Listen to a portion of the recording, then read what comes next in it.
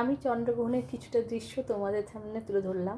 Hello বন্ধুরা, তোমরা কেমন আছো? দোল পূর্ণিমা উপলক্ষে প্রত্যেক বছর আমার বাড়িতে গুরু পূজা হয়, কিন্তু চন্দ্রগ্রহণ ছিল বলে এবার পুজোটা দেরি করে শুরু হয়েছে। চন্দ্রগ্রহণ কেটে যাওয়ার পর আমরা জোগাড় করতে শুরু করে দিলাম।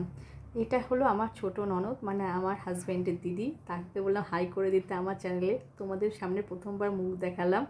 যাই হোক বন্ধুরা, পুজো শুরু হয়ে গেছে এবং আমার গুরু বোনরা আসতে শুরু করে দিয়েছে। সবাই মিলে একসঙ্গে আমরা গুরুর নাম গান করতে শুরু করলাম।